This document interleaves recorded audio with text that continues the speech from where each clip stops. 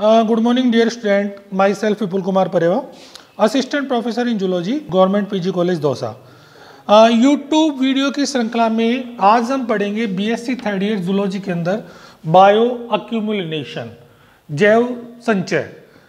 ये topic universal topic है और लगभग हर साल 5 नंबर का राजस्थान यूनिवर्सिटी के पेपर में इसका वेटेज रहता है। अब जो जैव संचय है,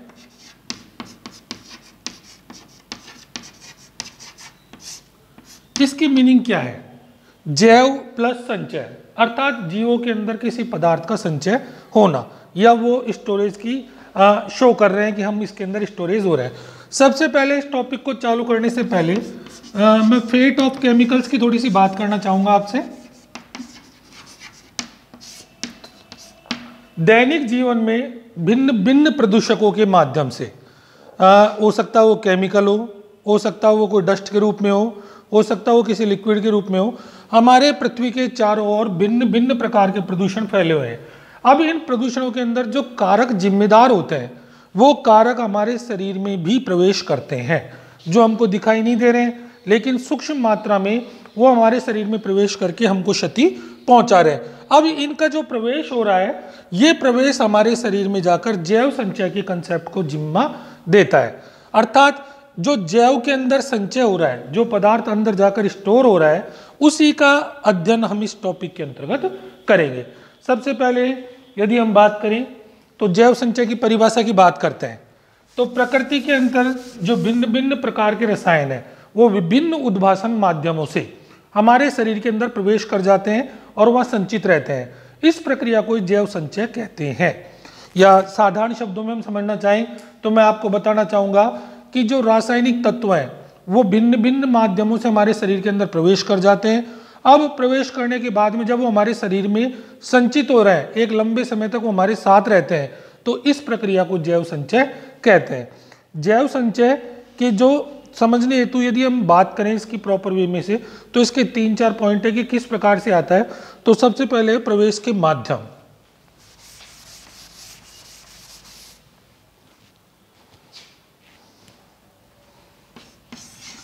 इसमें सबसे पहले है श्वसन के माध्यम से,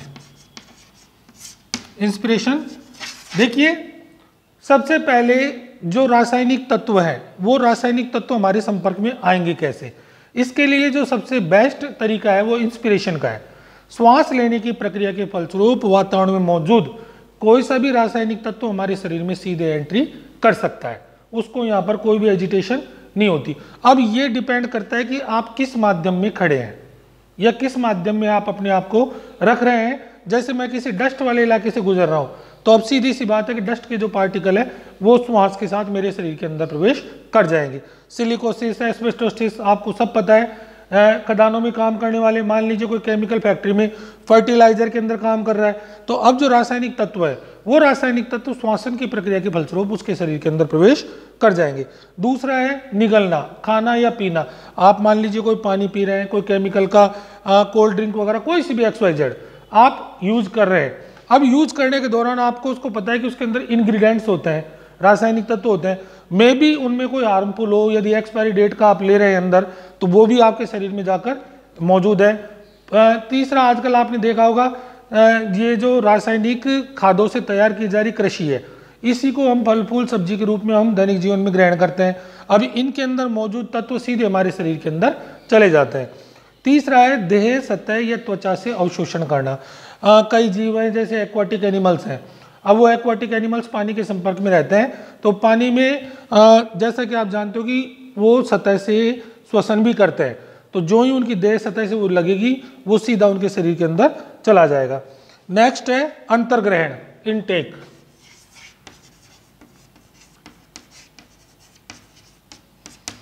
अब जो भी चीज आपके श्वसन के माध्यम से या खाने के माध्यम से, पीने के माध्यम से शरीर के अंदर आ गई, उसको श्वास नली के माध्यम से फिर आगे अंदर लिया जा रहा है। भोजन की नली में भी जा सकती है, श्वास की नली में भी जा सकती है। नेक्स्ट है भंडारण, स्टोरेज जो होता है। तीसरा भंडारण। अब अंतर्ग्रहित किए गए रसायन की प्रकृति के आधार पर, हो सकता है वो जल विलेयी हो सकता है वो वसा विलेयी हो, उसको शरीर में स्टोर किया जाता है। आपके शरीर में जैसे कोशिकाएं हैं, तो कोशिका किसी चीज को बांधने में सक्षम है या नहीं है, यह उसकी प्रकृति के ऊपर डिपेंड करेगा। यदि वो जल विलेय है तो वो नहीं बंधेगा, यदि वो वसा विलेय तो आपके शरीर के ऊतकों में वो भंडारित हो जाएगा। नेक्स्ट है उपापचय। अब मेटाबॉलिज्म की प्रक्रिया चलती है, उपापचय के फलस्वरूप एंजाइमेटिक रिएक्शन होती है।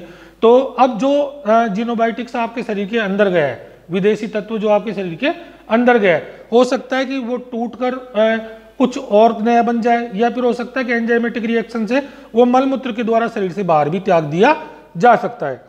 नेक्स्ट है उत्सर्जन या निष्कासन। जितने भी जल विलेयी पदार्थ होते हैं वो जल के साथ शरीर से बाहर निकलने की प्रवृत्ति दर्शाते हैं, क्योंकि वो जल के अंदर विलय, फलस्वरूप उत्सर्जन या मलमूत्र के माध्यम से उनको शरीर से बाहर त्याग दिया जाता है। ओवरऑल मैं कहना चाहूँ तो जैव संचय जो है वो अंतर्गहित मात्रा में से उत्सर्जित मात्रा प्लस उपापचय दोनों को मिलाकर काउंट कर सकते हैं। जैसे इसको अपन एक इक्वेशन के माध्यम से दिखाना चाहें तो ये जैव संचय बराबर अंतर्ग्रहण आपने क्या किया है, और इस अंतर्ग्रहण में से जो उपापचय हुआ है मेटाबॉलिज्म प्लस उत्सर्जन एक्सक्रीशन। कहने का मतलब है आपके शरीर में जो जैव संचय हुआ है वो जैव संचय अंतर्ग्रहित मात्रा जो आपने अपटेक की है उसके अंदर से जो लेस हुआ है मेटाबॉलिज्म के थ्रू चाहे उत्सर्जन के थ्रू, इन दोनों का प्लस इसमें से माइनस कर देंगे तो हमें जैव संचय की ओरिजिनल वैल्यू का पता चल जाएगा। इसके माध्यम से हम ये कह सकते हैं कि जैव संचय जो पदार्थ है हमारे शरीर में उसकी मात्रा कितनी है। अब कौन कौन से फैक्टर हैं जो जैव संचय को प्रभावित करते हैं, बायो एक्यूमुलेशन को जो फैक्टर अफेक्टिंग करते हैं,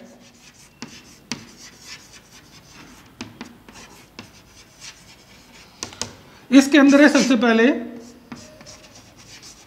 नेचर ऑफ केमिकल, सेकंड है नेचर ऑफ ऑर्गेनिज्म, और थर्ड है उसका इकोलॉजिकल एस्पेक्ट क्या है।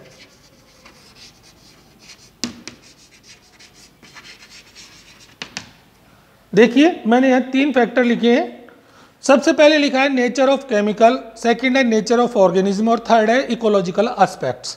नेचर ऑफ केमिकल का मतलब है कि जो रसायन आप अंतर्ग्रहण कर रहे हैं उसकी प्रकृति कैसी है, वो किस प्रकृति का है, क्योंकि उसकी प्रकृति ही आगे उसके लंबे समय के उद्भासन पीरियड को बताएगी या उसकी जो उद्भासन की प्रकृति है उसको वो शो करेगी। नेचर ऑफ ऑर्गेनिज्म, अब प्रभाव में आने वाला जीव किस प्रकार का है ये भी एक चीज शो करता है। उसकी आयु क्या है, उसका वेट क्या है, उसके अंदर उसकी उपापचय की दर क्या है, कई फैक्टर अभी अपन विस्तार से चर्चा करेंगे। थर्ड है इकोलॉजिकल एस्पेक्ट्स, उसका पारिस्थितिकी पहलू क्या है। अब इनको अपन खोल के बात करें तो सबसे पहले इन्हीं अफेक्टिंग फैक्टर को अपन एक्सोजीनस फैक्टर के हिसाब से बात करते हैं। बाह्य कारक कौन कौन से,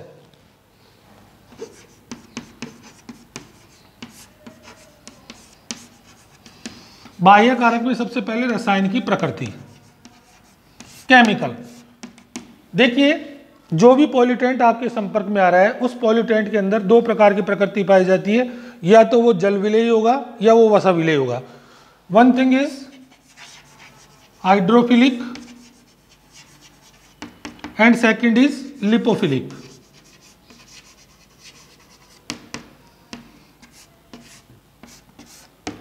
जो रसायन आपके शरीर में अंदर गया है यदि वो जल के प्रति स्नेही गुण दर्शाता है, जल स्नेही है, तो वो जल के साथ तुरंत चल देगा। कहने का मतलब है उसे कोशिका बाइंड नहीं कर पाएगी, cell can not be bind that particles.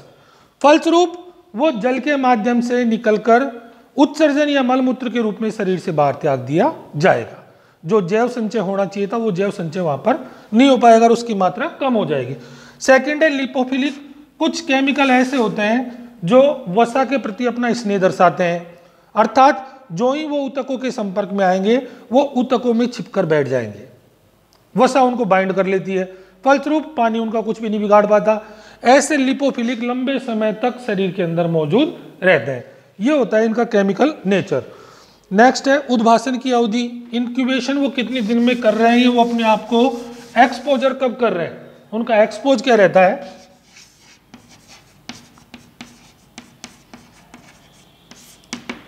अंदर मौजूद रासायनिक तत्व अपने आप को कब प्रकट कर रहे हैं, कब उनकी तीव्रता को दिखा रहे हैं। ये उद्भासन की अवधि प्रत्येक रसायन की अलग अलग होती है। नेक्स्ट है माध्यम में सांद्रण या मात्रा। एक फर्क ये भी पड़ता है कि आप उस वातावरण में कितना रह रहे हैं जहां से वो रासायनिक तत्व आपके शरीर के अंदर प्रवेश कर रहा है। मैंने लेसन शुरू होने में भी कहा था आपको, मान लीजिए मैं किसी उर्वरक की फैक्ट्री में काम कर रहा हूं, किसी सिलिका की खदान में काम कर रहा हूं, तो अब मेरे वहां पर उसके संपर्क में आने के चांस ज्यादा होंगे। जो ही मैं ऐसे माध्यम में रहूंगा तो जैव संचय ऑटोमेटिक अपने आप ज्यादा बढ़ जाएगा, बिकॉज मैं 24 घंटे उसी के संपर्क में हूं। मैं जब उस वातावरण में रहूंगा तो उस प्रदूषक की मेरे शरीर में अंदर घुसने की प्रवृत्ति ज्यादा रहेगी। फलस्वरूप जैव संचय है वो जैव संचय अपने आप में ही ज्यादा अपनी वृद्धि दर्शाएगा। नेक्स्ट है अंतर्जात कारक, इंडोजिनस फैक्टर कौन कौन से हो सकते हैं। इसमें सबसे पहले है स्पीसीज, जाति।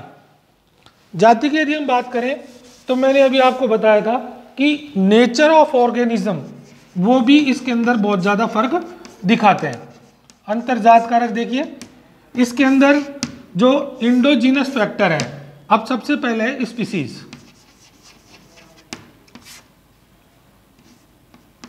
स्पीसीज के अंदर देखिए जनरली ये किन में ज्यादा होगा, जो स्थूलकाय होंगे जिनमें वसा की मात्रा ज्यादा होगी, जिनकी उपापचय दर कम होगी,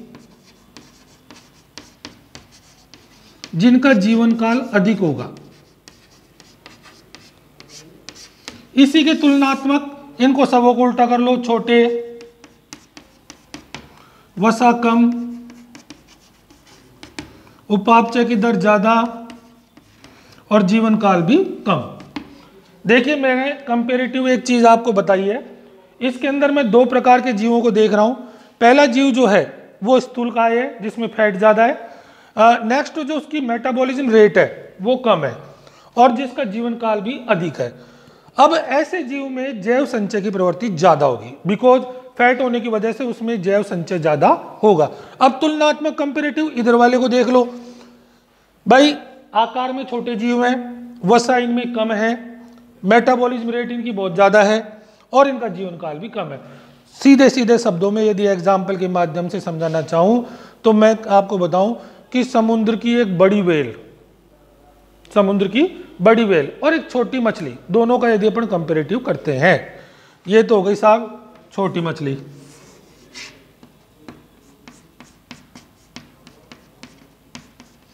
और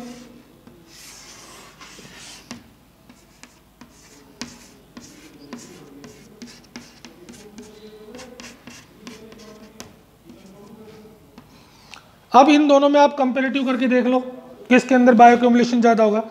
सिंपल सी बात है, जाहिर सी बात है, छोटा जीव कम करेगा, बड़ा जीव ज्यादा करेगा।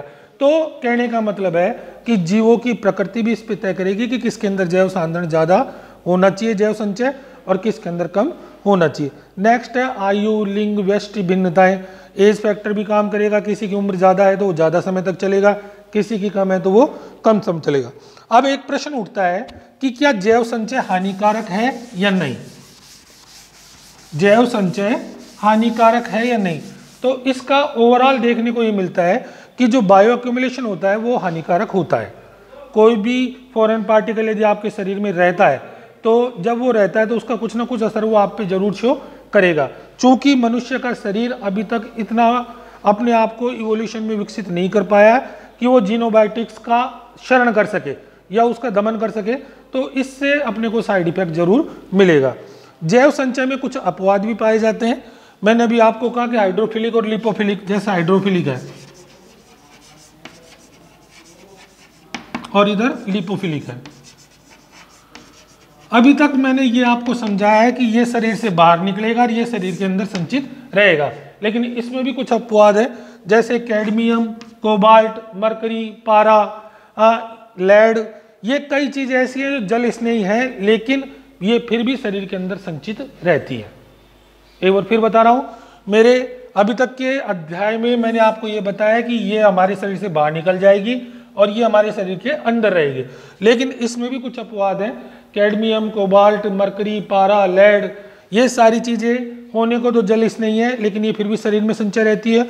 उधर दूसरी तरफ पायरेथ्रिन, पायरेथ्रिन एक केमिकल कंपोनेंट है जो गुलदाउदी से प्राप्त होता है। जनरली इसका उपयोग मच्छर मारने के लिए करते हैं। ये होने को तो लिपोफिलिक है, प्रकृति से वसा स्नेही है, लेकिन फिर भी ये जल के साथ शरीर से बाहर त्याग दिया जाता है। तो इसमें मतलब कहने की बात यह है कि इसमें कुछ अपवाद भी पाए जाते हैं। एक इसी के अंदर कंसेप्ट आया कि जैव संचय कारक, जैसे अपन तापमान को फ़ारेनहाइट, डिग्री सेल्सियस इनसे शो करते हैं, उसी प्रकार जैव संचय कारक को भी बायो एक्यूमुलेशन फैक्टर के रूप में शो करते हैं।